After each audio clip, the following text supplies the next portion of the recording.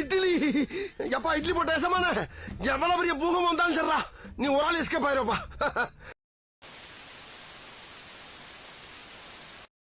அசம்பிளியோட part 3 video பார்த்து முடிச்சிட்டீங்களா? இப்போ பார்ட் 4 பார்க்க போறோம். டுடே ட்ரெண்டிங்ல இருந்து. அனைவருக்கும் சூரியனால் வேர்த்தது, நீங்கள் வந்த பிறகு சூரியனுக்கே வேர்த்தது. இதுவரை யாருமே நெருங்க முடியாத நிலையில் தான் சூரியன் இருக்கிறார் என்பதை கருணை இருந்தால் வள்ளலாகலாம், கடமை இருந்தால் வீரனாகலாம். நானே போட போறேன் சட்டம், பொதுவில் நன்மை பொருந்திடும் திட்டம், நன்மை பொருந்திடும் திட்டம். திட்டம் மற்ற மாணவர்களுக்கு ஏற்பட்ட ஏற்கனவே இருந்த ஒரு கோஷ்டி மோதலின் காரணமாக உட்காருங்க. ஒரே பாட்டு தான் போங்க. அரசினர் தனி தீர்மானம் முதலமைச்சர் அவர்கள். இப்ப மீண்டும் ஒன்றிய அரசு மக்களவை உறுப்பினர்களின் எண்ணிக்கையை 50% அதிகரிக்க செய்து டீலிமிட்டேஷன் மசோதாவை அறிமுகப்படுத்த உத்தேசித்து இருப்பதா சில அரசியல் கட்சிகள் தெரிவிப்பதா கூறப்படுது. தற்போது அறிமுகப்படுத்தப்பட உள்ள மசோதா நிறைவேறினால் ஒவ்வொரு மாநிலத்துக்கும் தலா 50% மக்களவை உறுப்பினர்களின் எண்ணிக்கையை முதலில் அதிகரித்தாலும்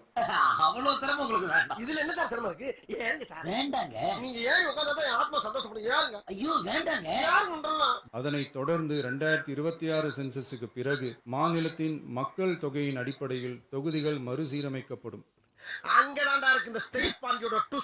இப்படி செஞ்சா தென் மாநிலங்களின் பாராளுமன்ற உறுப்பினர் எண்ணிக்கை வெகுவா குறைய வாய்ப்பு இருக்கு. இந்த தீர்மானம் ஒரு அரசியல் கட்சியின் தீர்மானம் அல்ல, தமிழ்நாட்டின் உரிமையை நிரந்தரமாக பாதுகாக்கும் தீர்மானம். அனைத்து கட்சிகளை சேர்ந்த மாண்புமிகு பேரவை உறுப்பினர்கள் இந்த தீர்மானத்தை ஒருமனதாக நிறைவேற்றி தர வேண்டும் என்று கேட்டுக்கொள்கிறோம். நன்றி. அரசியல் தீர்மானத்தை மார்க்சிஸ்ட் கம்யூனிஸ்ட் கட்சி மனதார வரவேற்கிறது.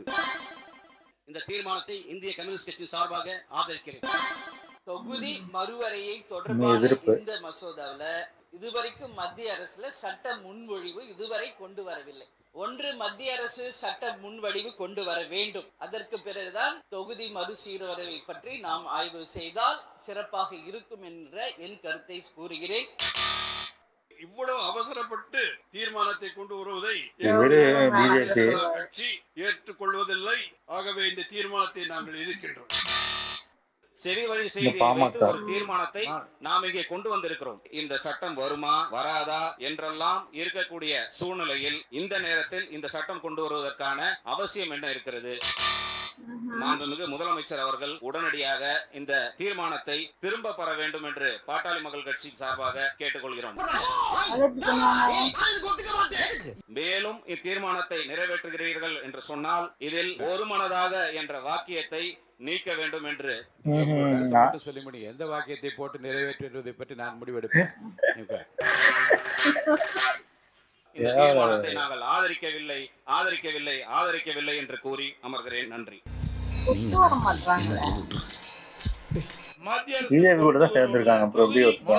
தமிழ்நாட்டிற்கு சாதகமா உள்ளதா பாதகமா உள்ளதா என்பது பற்றி எதுவுமே தெரியாத நிலையில் அரசியல் காரணங்களுக்காக தமிழக வெற்றி கழக அரசு கொண்டு வந்த இந்த தீர்மானத்தை அனைத்து இந்திய அண்ணா திராவிட முன்னேற்ற கழகம் எதிர்க்கின்றது.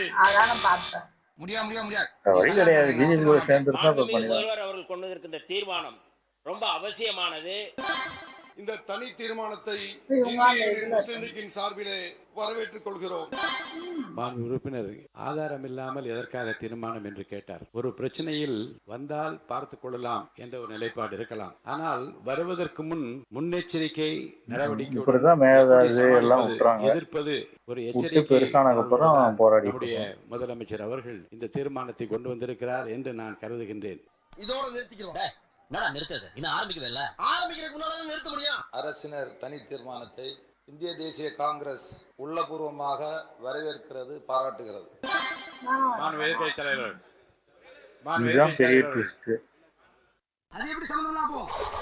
மாண்புமிகு பேரவைத் தலைவர் அவர்களே, பெண்களுக்கு அதிக முக்கியத்துவம் தந்தது எங்களுடைய இதய தெய்வம் புரட்சி தலைவி அம்மா அவர்கள். மாண்புமிகு எதிர்கட்சி தலைவர் அவர்கள்.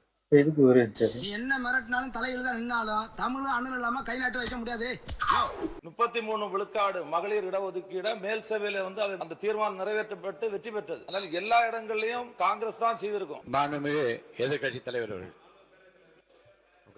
அவங்க வந்து சொல்லட்டும், நாங்க போடுறோம்.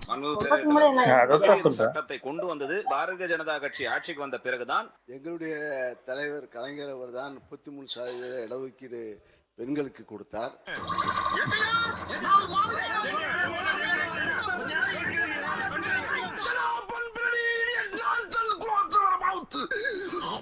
மாண்புமிகு எதிர்கட்சி தலைவர் அவர்கள்.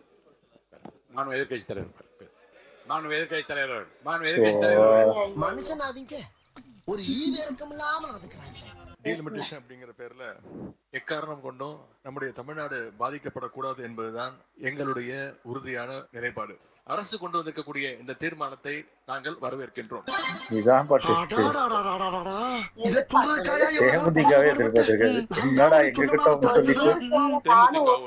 சகோதரி அவர்களும் இதை குறிப்பிட்டார்கள். 50% இன்கிரீஸ் ஆகும் பொழுது நமக்கு பலன் தானே அப்படின்னு. கிடையாது. 5-6 வட மாநிலங்கள் சேர்ந்தால் ஒரு பிரதம மந்திரியை உருவாக்க முடியும் என்கின்ற நிலை இன்றைய வரையும் இருந்துட்டு இருக்கு. அதை மாற்றப்பட வேண்டும். தென்னிந்தியாவில் இருந்து, ஏன் தமிழ்நாட்டிலிருந்து ஒரு பிரதம மந்திரி எதிர்காலத்தில் உருவாக்கப்பட வேண்டும். அதிகாரம்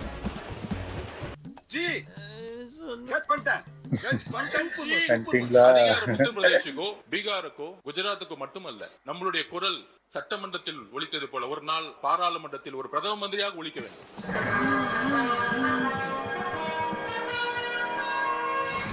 எங்க நாளா போயஸ் கார்டன்ல வீடு வாங்க கூடாதா?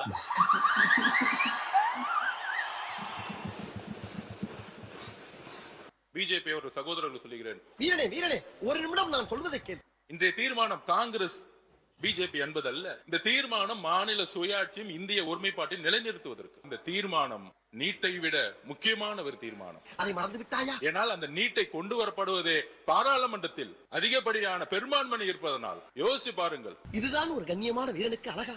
நாளைய சரித்திரம் உன்னை காரி துப்பாது. நன்றாக எண்ணி பாருங்க. நமக்கு 100 MP இருந்தா நீட் கொண்டு வரப்பட முடியுமா? ஜிஎஸ்டி கொண்டு வர முடியுமா? திரு மு க ஸ்டாலின் அவர்கள் இதில் உடன்படுகிறதா அந்த முதல் குரல் கொடுத்தார். அதுல எந்த வேறுபாடும் கிடையாது. அதில் நாங்கள் ஆதரிக்கிறோம். அதனால் இன்றைக்கு ஃபேர் டீலிமிட்டேஷன் ஃப்ரீஸ் டீலிமிட்டேஷன் முக்கியம். ஃப்ரீஸ் டீலிமிட்டேஷன் பாராளுமன்றத்தில் சட்டம் வரும்பொழுது 39 நாடாளுமன்ற உறுப்பினர்களும் அவையில் இருந்து வெளிநடப்பு செய்யாமல் அந்த சட்டத்திற்கு எதிராக வாக்களிக்க வேண்டும். இந்த தீர்மானத்தை நிறைவேற்ற எங்களுடைய வேண்டுகோளை கொடுக்கிறோம். ஏற்போர் ஆம் என்க, மறுப்போர் இல்லை என்க. ஏற்போரே அதிகம் என்று கருதுகிறேன். தீர்மானம் நிறைவேறியது. ஐயோ வேணாம் போட்டா என் மனசுல உள்ள பாரமே குறைஞ்சிருச்சு. ஒரு தனியார் பொறியியல் கல்லூரியில் படிச்சுட்டு வந்த மாணவர், அவர் பேர் அமுதன், நேற்று 20 பேர் கொண்ட கும்பலால, அதுவும் அவர் கூட படிக்கக்கூடிய மாணவர்கள் சொன்னாங்க. பொறுப்பு எடுக்க வேண்டும். போதைப் பொருள் விவரங்களை வந்து நம்ம திங்கட்கிழமை இங்க பேசுங்க. இப்போதைக்கு முடிச்சிடறேன். மாணவர் அமுதனுடைய கொலைக்கு கண்டிப்பாக அப்போ திங்கட்கிழமை வந்து இந்த கவர்னர் தீர்மானத்தை நான் எடுத்துக்கிறேன்னு சொன்ன பிறகு போதுங்க. ஊரை சொல்லிட்டீங்க, நடந்த சம்பவத்தை சொல்லிட்டீங்க. இது பதில் உட்காருங்க. என்னங்கடா ஒரு மனுஷன் உசுரை கொடுத்து ஓடி வந்து விஷயத்தை சொல்லிக்கிட்டு இருக்கேன், அதம்பாடுக்கு போய்கிட்டு இருக்கா. இவங்களாம் பண்றது ரொம்ப தப்பு சார். இது குறித்து உங்கள் கவலையை நீங்கள் வெளிப்படுத்தும் விதத்தில் நீங்க வந்து மென்ஷன் பண்ணிட்டீங்க. இது போதுமானது. மாணவி பள்ளிக்கல்வித்துறை அமைச்சர் அவர்கள். கோயம்புத்தூர் மாவட்டம் இந்துஸ்தான் கல்லூரியில் 3ஆம் ஆண்டு படிக்கக்கூடிய மாணவர்களிடையே ஏற்பட்ட மோதல் காரணமாக ஏற்பட்ட ஒரு சட்ட ஒழுங்கு பிரச்சனை குறித்து மாணவர்களிடையே ஏற்பட்ட மோதல் காரணமாக எப்படிங்க இந்த சம்பவத்தை பொறுத்த வரைக்கும் சம்பந்தப்பட்ட அந்த மாணவர்களோடு மற்ற மாணவர்களுக்கு ஏற்பட்ட ஏற்கனவே இருந்த ஒரு கோஷ்டி மோதலின் காரணமாக மக்கள் உண்மை தெரிஞ்சுக்கணும். இது உனக்கும் எங்களுக்கும் தான் தெரியும். இது ரகசியமா நாங்க வச்சுக்கிறோம். நீங்க ஒன்னும் பயப்படாதீங்க, நாங்க காட்டி கொடுக்க மாட்டோம், நீங்க தைரியமா போங்கன்ட்டாங்க சார். அந்த விஷயத்த அவங்க வந்து பசங்கள்கிட்ட சொல்லிட்டாங்க சார், உங்களை பத்தி இது மாதிரிலாம் அந்த பையன் எழுதி கொடுத்துட்டான், அவங்க அப்ரூவ் ஆயிட்டான் அப்படின்னு சொன்ன உடனே 20 பேர் வந்து என் பையனை கிரவுண்ட்ல வச்சு சார் இரும்புல ஆடாலையும் கத்தியாலையும் குத்தி என் பையனை கொண்டுட்டானு சார்.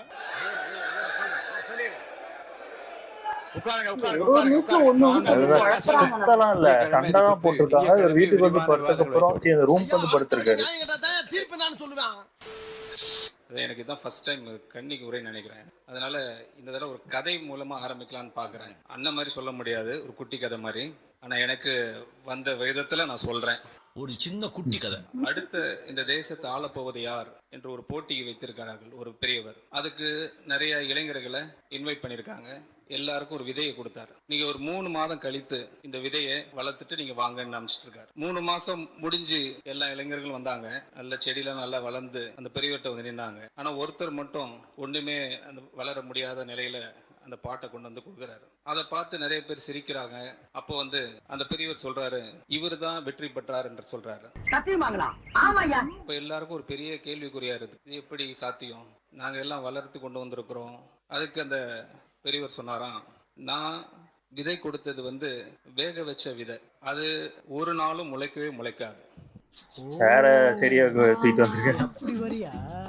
வெற்றி அடைவதற்காக பொய் சொல்லாம நேர்மையாக வந்த இவர் தான் நாங்கள் பொய் வாக்குறுதி கொடுக்காம நேர்மையாக இருந்தால் எல்லாம் இங்கே சாத்தியம் என்பதற்கு எங்க தலைவரை சாட்சி. என்னையா இதெல்லாம்? எப்படி எப்படிலாம் ஃபீல் பண்றீங்க? எப்படி உங்களை பார்த்தாம தெரியுதுன்னு எப்படின்னு கேக்குறேன். தலைவர் அழகா சொல்லிருப்பாங்க, குறி வைத்தால் தவற மாட்டேன், தவறுமானால் குறியே வைக்க மாட்டேன். குறி வைத்தால் தவற மாட்டேன், தவறுமானால் குறியே வைக்க மாட்டேன். அதை சாதித்து காட்டினவர் நம்ம தலைவர் தான். ஆரம்பத்திலேயே அந்த கருத்தா அப்பவே எனக்கு தெரியாத ஒன்று நடக்க போகுது, அது நடந்துருச்சு. ஒரு கதை சொல்லியாச்சு, ஒரு கோட் சொல்லியாச்சு, ஒரே ஒரு பாடல் மட்டும் பாடிடுறேன். என்ன பாட்டு? கருணை இருந்தால் வள்ளலாக. இது போட்டிருந்தாங்க, இது வடிவேல் சாரும் பாடியிருந்தார் நினைக்கிறேன் ஏதோ ஒரு படத்துக்கு. விஜய் அவங்களுக்கு தான் பாடியிருந்தாங்க. சுரான்னு நினைக்கிறேன். சுரா ஆடியோ லான்ச்சு அதுலயும் அதுல பாடினாங்க. இவனுங்க 5 பேர் எங்க இருந்து வந்தாங்கன்னு தெரியல, ஆனா இந்த 5 பேர் என்ன எங்க கொண்டு போப்பானு மட்டும் தெரியும். யார் எங்கள் முதல்வர்? யார் எங்கள் முதல்வர்? ஐயோ இவன் ரொம்ப பேசுவானேடா. பெரியார் கொள்கையை நெஞ்சில் ஏற்றியவர், பெரும் புரட்சி அம்பேத்கரின் வழிகள் காட்டியவர், கர்மவீர காமராஜின் ஆட்சியை நீட்டியவர், அஞ்சலேமாளுக்கு அருமை கூட்டியவர், வேலு நாச்சியாரை போல வாளை தீட்டியவர். உண்மையில் நீங்கள் ஆச்சரியம்தான் முதல்வரே. புகழாரம் வேண்டாம், அது ஆட்சிக்கு கேடு. அனைவருக்கும் சூரியனால் வேர்த்தது, நீங்கள் வந்த பிறகு சூரியனுக்கே வேர்த்தது.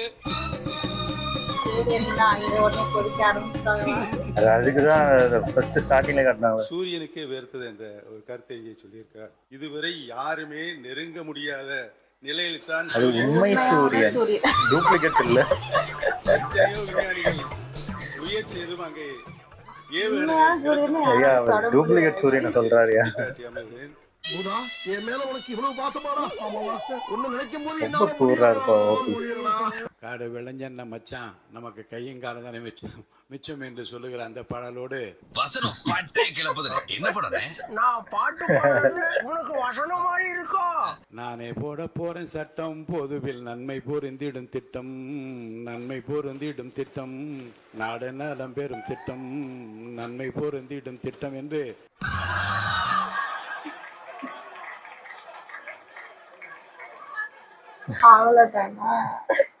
சட்டசபை பயங்கர சுவாரஸ்யமா தான் போகுது. ஆமா ஆமா ஆமா. அதான் இது வந்து அந்த இது நடந்துச்சு வாக்கெடுப்பு. அது ஃபர்ஸ்ட் தேமுதிக கிட்ட கேட்டுட்டாங்க. அது வந்து ஃபர்ஸ்ட் திமுக கிட்ட கேட்டிருந்தாங்கன்னா மாறி இருக்கும்.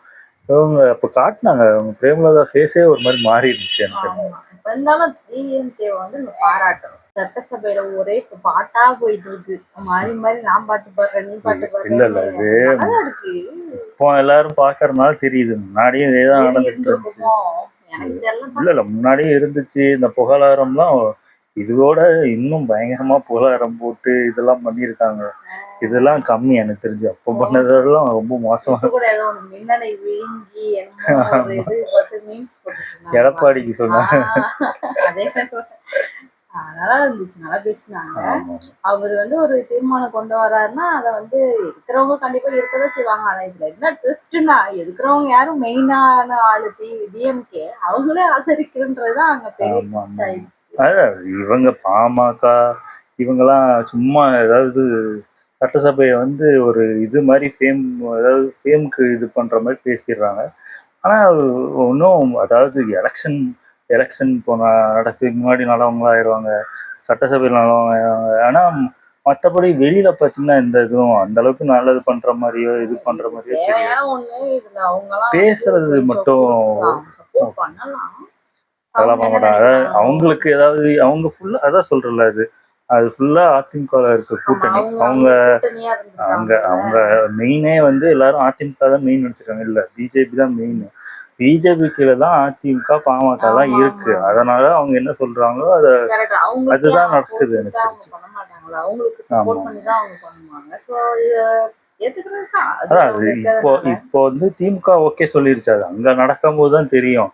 இங்க என்ன பண்ண போறாங்கன்னு தெரியல. வெளிநடப்பு பண்ண போறாங்களா ஆமா ஆமா. இல்ல அதை எதிர்க்க போறாங்களான்னு அப்பதான் அங்க தெரியும். பார்த்தா இங்க சொல்லிட்டு போயிருவாங்க. அங்க பார்த்தா தெரிஞ்சிடும். கேட்டா அவங்க இப்போ நாங்களாம் இது முடிவு எடுக்கலையே, அது எம்எல்ஏ எல்லாரும் முடிவு பண்ணாங்க அப்படின்ட்டு போயிடுவாங்க. அவங்க தேமுதிக வந்து அதான் சொன்ன மாதிரி அவங்க தெரியல, அவங்க அவசரப்பட்டு திமுக ஃபர்ஸ்ட் கேட்டிருந்தா இவங்க மாத்திருப்பாங்க. இதுல அதான் மாத்தி ஆமா சொல்லிட்டாங்க. ஆமா, நல்லா இருக்கு. ஓகே, இம்ப்ரெஸ் உங்களுக்கு பிடிச்சிருந்தா லைக் பண்ணுங்க, ஷேர் பண்ணுங்க, கமெண்ட் பண்ணுங்க, மறக்காம சப்ஸ்கிரைப் பண்ணுங்க. நல்லா இருக்கும்.